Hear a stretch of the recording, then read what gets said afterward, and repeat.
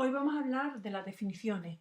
En concreto, vamos a estudiar la estructura de la definición por comprensión, que es la definición ideal y más aceptada por la terminología, aunque, como veremos más adelante, también la terminología acepta otros tipos de definición.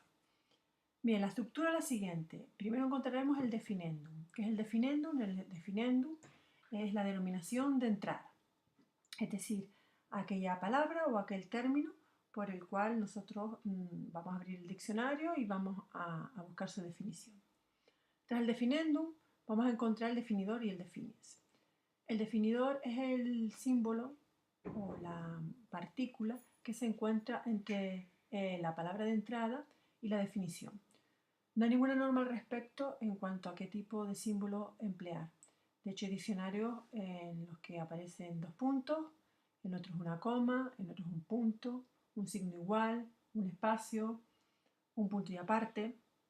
Como no existe ninguna norma, pues cada diccionario adopta su propio símbolo y eso sí, habrá que utilizar siempre el mismo a lo largo del diccionario.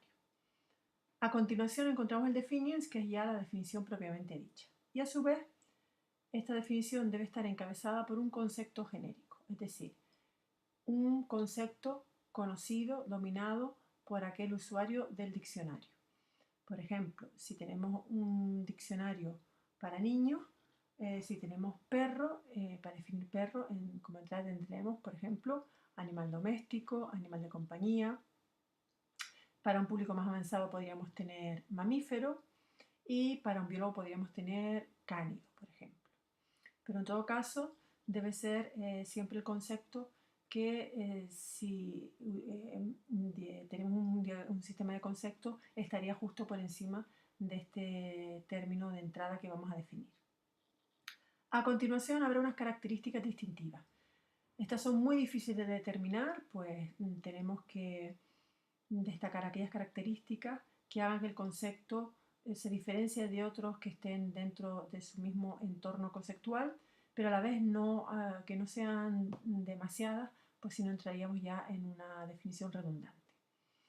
Vamos a poner un ejemplo aquí en sal, la definición de sal, pues sal lo hemos coloreado en el mismo color que el definendo, sería el definendo, los dos puntos sería el definidor y ya empezaría la definición. Tendríamos el concepto genérico, que en este caso sería sustancia, y después las características distintivas.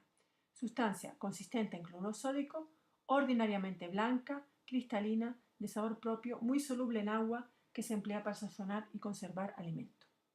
Hemos empleado aquí la primera parte de la definición de sal según el diccionario de la Real Academia de 2014 y hemos quitado una segunda parte porque nos parecía que en este caso sería una definición ya demasiado larga y redundante, pues nos hablaba pues, de la cantidad, por ejemplo, de sal que podemos encontrar en el entorno que nos rodea, en el mar, en la corteza terrestre, etc. Bien, esta definición tiene que efectuarse de manera que la distinga de, como decía antes, de conceptos similares, por ejemplo, del concepto de azúcar, ¿vale? Entonces, al añadir ya la fórmula química, que es cloruro sódico, ya simplemente con esto lo diferenciaríamos de azúcar, puesto que si no, si lo eliminamos, el azúcar también es ordinariamente blanca, es cristalina, es de sabor propio, que es como no decir nada, porque ¿cómo defines un sabor, verdad? Un sabor básico como el salado, el dulce, el soso. Es muy soluble en agua también y también se emplea para sazonar, pero sobre todo para conservar alimentos, ¿no? Por ejemplo, las mermeladas. Para sazonar ya no tanto. Bien, algo que quiero también destacar es que no existe ninguna norma en cuanto a la tipografía que se debe emplear para el definiens y el definendum.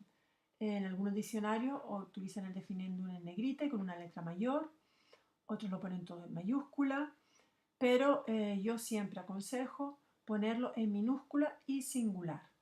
Y de hecho los buenos diccionarios siguen esta estrategia. ¿Por qué? Porque entonces podremos saber qué términos o qué palabras, según una regla ortográfica, van en mayúscula o no. Si los ponemos todos con mayúscula, pues no podremos saberlo. En cuanto al formato, pues yo aconsejo la negrita, pero también podemos ver que según los distintos diccionarios, pues emplean tipografías distintas.